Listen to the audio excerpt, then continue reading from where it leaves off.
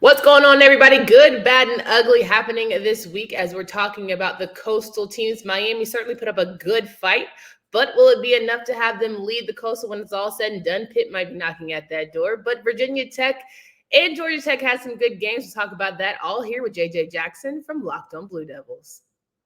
You are Locked On ACC, your daily podcast on the Atlantic Coast Conference. Part of the Locked On Podcast Network, your team every day.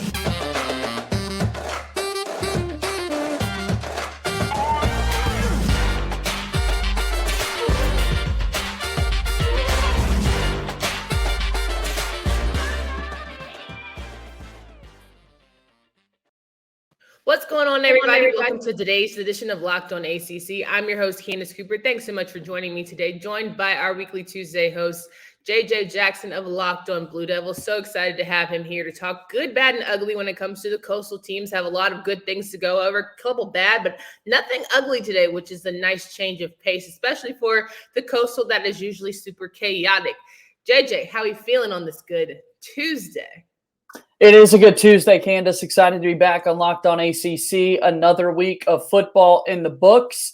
3 weeks down, 12-game schedules for all these teams. So we're 25% done. You're starting to get a better grip of who these teams are, but we've still got a lot more ACC on ACC games coming up in the year. Still some non-conference competition. So a lot to dive into. I'm doing well, Candace.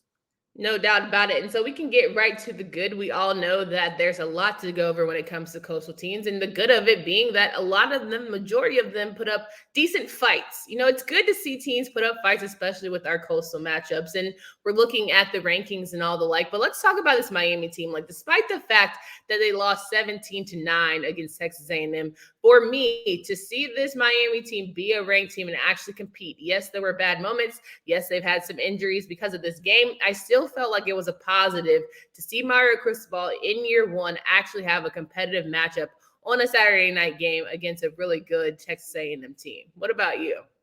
Yeah, anytime you're on that big of a stage, it's important to put out a good showing. And look, ultimately, the game did not go in Miami's favor. Texas A&M is really talented, and I think we forgot about that because of the fact that they lost the week prior against Appalachian State. But I would like to remind people that Jimbo Fisher did just turn in the #1 recruiting class in the entire country. Yes, better than Alabama. Texas A&M had the top recruiting class. They made the change at quarterback to Max Johnson, who I really liked last season at LSU. Johnson only 50% of his passes completed on Saturday against Miami. That goes to show what Charlie Strong and Kevin Steele are able to do with that Hurricanes defense. So all in all, really impressed that they played in that big of a ball game and put up that strong of a showing. Yeah, absolutely. And I think, again, it's you take the good with the bad, but you also just learn from it. And in this case, we can learn from what a tough loss it was. But, there's a couple plays that, of course, are ugly that you don't want to see when there's a muff punt and you're not able to recover it. It's always never fun. But I still think that Miami is in a good position. Now when we're looking at other teams that had a good showing, Virginia Tech picking up a big win against Wofford, and Virginia Tech being a team that is currently sitting first in the coastal, just like we planned it, JJ. Having the Hokies be the best team out right now. And I'm sure everyone is wondering how. It's because they have that good conference win, but it's a long season. You can't judge a team by the first get. And I think looking at them in their opening matchup, we were a little worried, but maybe the Hokies are doing all right. Yeah, good to bounce back like that. We saw Old Dominion, of course, the team that beat them in week one, put up a really good fight against Virginia. Virginia this past weekend able to beat them 16-14. So you see how competitive that team is. A little bit more justifiable for Virginia Tech to lose that game on the road at Old Dominion to open up the year. But to get the 20-point victory over Wofford, I liked what I saw out of Grant Wells at quarterback there for the Hokies, throwing for over 300 yards and 2 scores.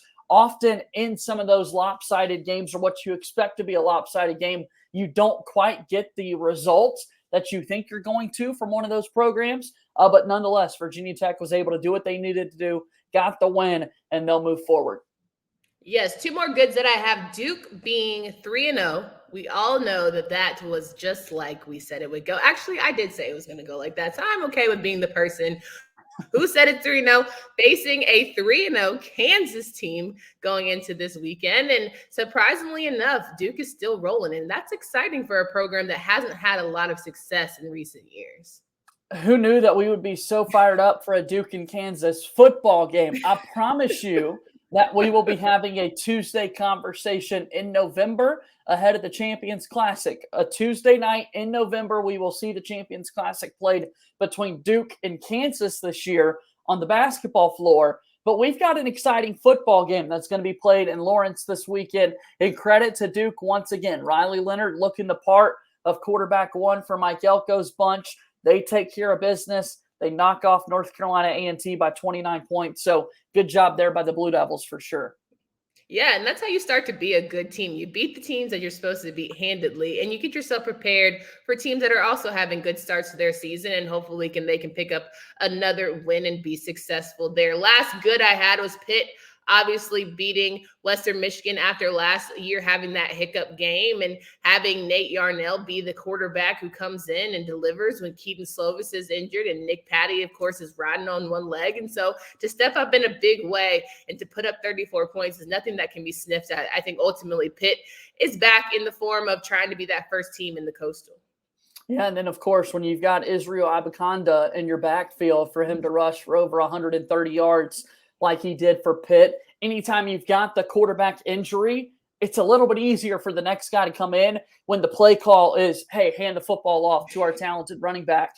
And that's what that Pitt Panthers team was able to do this past weekend. And yes, Western Michigan now 1-2 on the season, not the stoutest of competition, but we've seen upsets in college football already this season. So being able to take care of business in the fashion in which they were on the road, by the way, a road game for Pitt at Western Michigan. I was really impressed with what we saw. Yeah, so as it stands in the Coastal, you got Virginia Tech, Duke, UNC, Miami, Pitt, and Virginia, and then Georgia Tech. And listen, both Miami and Pitt are two ranked teams, but they're still in the middle of the pack of the Coastal, just like we said, JJ. But I think ultimately, as you look at this list, as you look at this rankings, do you still say it's anybody's game when it's all said and done? Yeah, look, in terms of what could happen the rest of the way, I think you've got to be pretty thrilled with the start Miami had. I think like we're talking about good, we're praising them for a narrow defeat. I think you would rather be praising them for a victory like that. But still, just 3 games into the season for all of these teams. The other team in the Coastal Division, of course, that we didn't mention already was North Carolina, who played week 0. So the Tar Heels got a weird week 3 bye week to kind of even out their schedules and that sort of thing. So still a long way to go in this Coastal Division, but I still like Miami in the long run. No doubt. And of course we do. And this Good, Bad, and Ugly Tuesday, I always have to go over some things that we didn't exactly love to see. But first, from cringing at the pump to getting an eye-popping check at your favorite restaurant, inflation hitting us all where it hurts. And trust me, it really hurts. That's why we started using Upside. Upside is an incredible app for anyone who buys gas, groceries, or dines out. With every purchase, I'm earning gas cash back thanks to Upside. To get started, download the free Upside app, use promo code LOCKED, or get $5 or more cash back on your first purchase of $10 or more. Upside users are earning more than $1 million every week. That's probably why they have a 4.8 star rating on the App Store. Download the free Upside app and use promo code LOCKED to get $5 or more cash back on your first purchase of $10 or more. That's $5 or more cash back on your first purchase of $10 or more using promo code LOCKED. So we're rocking and rolling here with JJ Jackson of Locked On Blue Devils podcast. You can check out all the things that he talks about the Blue Devils and more. And more than anything, there are Good, Bad, and Ugly Tuesdays that we share together talking about the Coastal teams. And of course, they're not always highlight moments that we have to address, but Georgia Tech being one of those in this instance, because that Ole Miss game 42-0, it just looked terrible. Like Jeff Collins, more than Scott Satterfield that we talked about on Monday's show with Kenton Gibbs, is on the clock if I've ever seen it. It's time.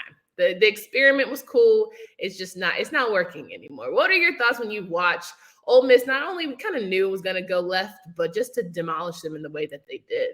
Yeah, it's really crazy. Ole Miss is really talented. Lane Kiffin is one of the best play callers in all of college football and has been for many, many years. And traditionally, you're used to seeing him throw the football all over the place. That was not what happened at all on Saturday in Atlanta. Ole Miss ran the ball really well, which is a little bit uncharacteristic for what Lane Kiffin likes to do. But that just goes to show kind of the poor showing that we saw from that Georgia Tech defense. And then on top of that, if there has been one negative, so to speak, for Lane Kiffin as a head coach and for Ole Miss over the last few seasons, it's that they don't play defense, Candace. And when you look at the game, Georgia Tech didn't score. Like, this is a team at the SEC level that hasn't been one of the best defenses over the last 5-10 seasons, and Georgia Tech was not able to generate a single point of offense. Like, that's not good. It's bad right now. This is borderline ugly in a lot of ways. Not good things happening there in Atlanta. Yeah, and I think that Jeff Sims had moments. There were certainly flashes. There were opportunities. There were a lot of missed throws. There was a lot of getting swallowed up in the backfield for their running backs. The offensive line could not handle that defensive front from Ole Miss. But just overall, even when you look at Georgia Tech's defense, that I thought would have been a more of a brighter spot for that team, they just got ran all the way through, up and down that field. So it was a long day for them. But all that to say, it starts with leadership. Even a second half adjustment, just stop. Couldn't stop a runny nose. That was just a terrible game. But I think that's just very telling of where this team is right now. But again, I will always say it's not for lack of talent. It's just they don't have it up top to make them be successful. It could be a Duke situation where they're just one coach away from being a really good program. Because here are the stats that jump out. And again, this is Georgia Tech, a program out of Atlanta where there are loads of talent in that state of Georgia, the state of Alabama, the state of Florida, all those surrounding states. You can go find players there. What jumps out, Ole Miss turned the football over one time with an interception. Georgia Tech did not turn the football over one time. Ole Miss lost the turnover battle and still won the game. You look at penalties. Georgia Tech committed 4 compared to 6 committed by Ole Miss. And anytime you see a coach struggling with command or control, those are the areas, the discipline that you would expect. Like, if I saw 42-0, Candace, I'm like, okay, Georgia Tech turned the ball over 4 or 5 times. They committed 10, 11, 12 penalties. Like, none of that happened.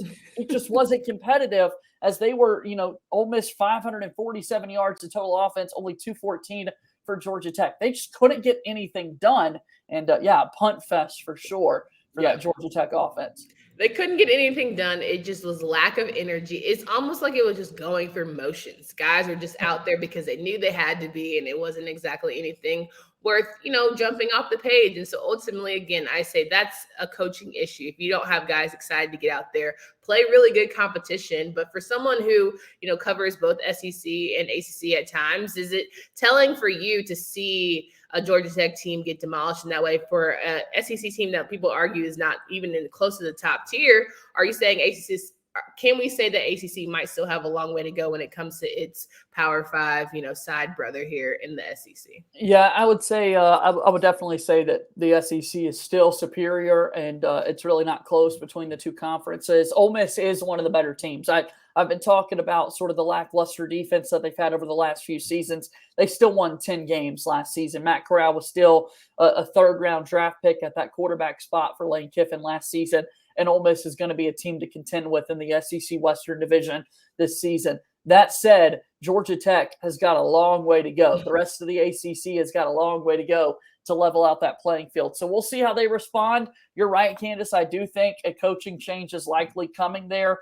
Georgia Tech is going to play Central Florida, another team on the road, a team that's led by Gus Malzahn, a former head coach at the SEC level when he was a head coach at Auburn for 8 seasons. UCF puts a lot of points on the board. They run for a lot of yards. That's going to be a difficult challenge for Georgia Tech. And then they get into ACC play. Like, all of this is happening, and they haven't even played a conference game yet.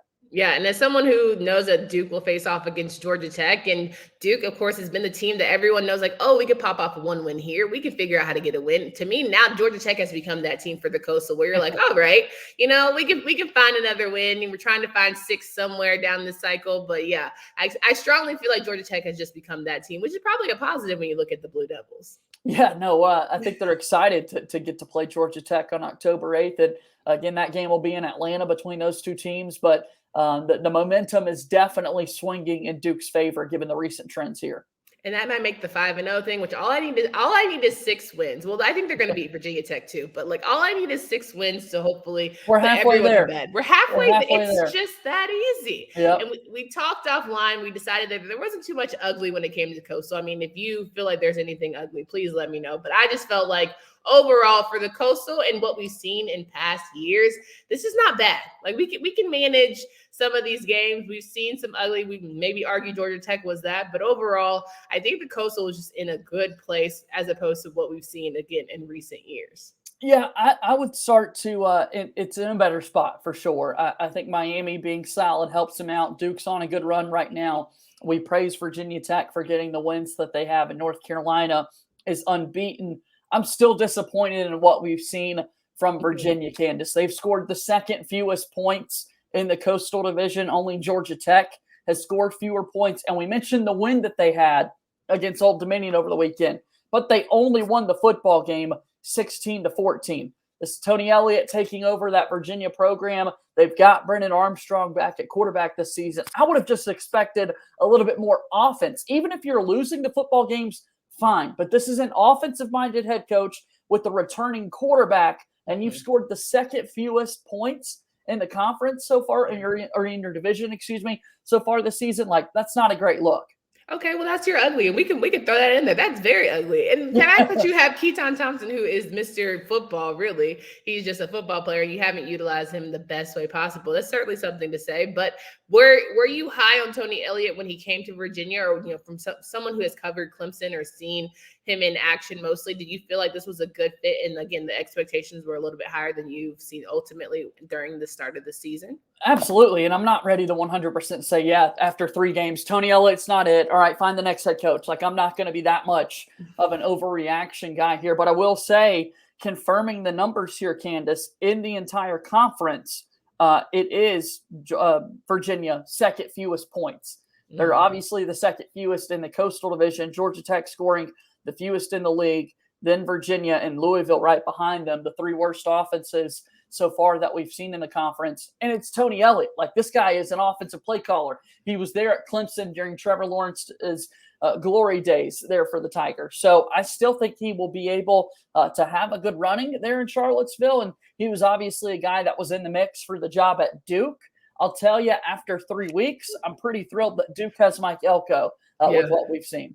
100%. And it's very telling that we're talking about 2 teams being towards the bottom, not just Virginia, but having Louisville and Georgia Tech, 2 coaches that we feel like might not necessarily have a job when this is all said and done. But luckily, Tony Elliott is just starting, and he has full confidence from his athletic director and all the good things. So there's positives rolling that way. But as we look into week 4, and we have the Coastal kind of kicking things off with West Virginia and Virginia Tech, a West Virginia team that is not having the world's greatest season, but a lot of people are saying, hey, come join the ACC. It could be a fun time over here. I think this is a very important matchup for Virginia Tech as they prepare themselves for the following week to face off against Duke. But what were your thoughts, just as you see this week 4 list? Do you feel like this can still be a strong, solid week for the Coastal? Yeah, I'm excited to see a couple of games. You mentioned Virginia Tech taking on West Virginia on Thursday night. That's always fun when you get those Power 5 schools playing one another, and you've got the Big 12 and ACC represented in this one. You mentioned on Friday, we've got a conference game between Virginia and Syracuse. So it'll be good to see if the offense can score more points against a Syracuse team who just defeated Purdue last weekend. And then I know it's not a Coastal matchup, but how can you not be excited to get to see Clemson take on Wake Forest on the road? That's going to be a really fun and exciting game coming up this weekend that I'll for sure be tuned into. And then, of course, North Carolina had a week off. They're able to take some time to prepare for Notre Dame. What in the world is that game going to look like in Chapel Hill? I'm certainly thrilled to see the result there. That might be the ugliest game we see all season. I'm just going to throw it out here, only because Notre Dame is clearly coming off, a good win against Cal, but of course that big loss against Marshall. So how consistent are they going to be? North Carolina, who's never been historically great coming off of bye weeks, but more than that, they've not been historically great coming off of bye weeks, having to play good teams. So I say all that to say, I like Marcus Freeman. I like Mac Brown. I want both have to, play the game. I would love for Carolina obviously to pull out the win, but with our, cousin, we call them Notre Dame, it's going to be interesting to see how they kind of put the game together with this terrible defense. Like, is their quarterback finally going to figure out, is Carolina's defense going to look ugly against Notre Dame? That's my biggest question. They've given up a lot of points so far. Looking at what North Carolina, you mentioned some of these top defenses through 3 games in the ACC. Some teams have given up fewer points. North Carolina gave up to Appalachian State. Some teams have given up fewer points than North Carolina gave up to Appalachian State in the second half alone. The defense is going to be the big question mark for North Carolina as they get set for this game against Notre Dame. In the fourth quarter alone, that's how bad it was. True. In the fourth quarter alone, that's how ugly it was. And we know that Georgia Tech will face off against UCF, and we'll have an opportunity to talk about that game for the next week. But overall, I'm, again, feeling confident that the Coastal is in a good position. I still think it's crazy that, we're talking about Duke, UNC, and Virginia Tech being the top 3 teams. But, of course, we've all been thinking that it's going to be Pitt, Miami vying for it. Maybe that Virginia, maybe the North Carolina throwing for that top 3 spot. But I think that when it's all said and done, Pitt might squeak out of this, but it could be Miami. It could. There's a lot to be left. Depends on the health of a lot of these teams. Again, the loss for Miami and their wide receiving core is getting bleak as we speak. And then you also look at the quarterback play for Pittsburgh. You got to have someone at the helm who has been here before, and Keith Slovis was certainly that guy. But now you have Nate Yarnell having to step in a big way. And we saw that from Tyler Van Dyke, put up or shut up when you're a young guy doing it. But can he do it successfully throughout the season? It's the big question, and now we get more answers. Again, I said at the very start of the podcast today here on Locked On ACC, Candace, that we're 25% of the way through, and now we start to figure out more things about each of these teams in the Coastal Division as you get later into the season and as you start to have more and more of those conference matchups. Hopefully, again, good health to all these players involved, because we're also seeing the injury bug bite a couple of these teams at this point of the season. It's football. It's a contact sport. These things are going to happen. Every coach knows that. But now, how does your team respond when the guy in front of you is bruised and banged up or might be out for a game or two? Those are all the big storylines and things I'm looking forward to seeing starting on Thursday with that big game for Virginia Tech and West Virginia this week. 1,000%. Week 4, definitely identity week. We figure out who you are and maybe how you'll keep rolling. I like that. Yeah, JJ, it's always a pleasure to have you here on the show. Can you please remind these folks of where they can find you, follow your work? Locked On Blue Devils weekdays on YouTube. Be sure to subscribe there. Also subscribe to Locked On ACC here on YouTube. Podcast available wherever you get them. And you can follow me on Twitter @_JJ_Jackson_. Talk to you next week, Candace. Can't wait. Guys, come back on Wednesday, weekly reads and rankings with AJ Blackwell. We'll read all your comments out of YouTube, talk about it, discuss. I know you've been feeling a ways about his rankings, and I can't wait to discuss who he's going to put in there this week. For anyone who missed it, Florida State was number 2, and they actually proved themselves to be worthy. So he wasn't that crazy, but more than that, we'll have a lot of good discussions. Look for Candace Cooper and JJ Jackson. Until next time.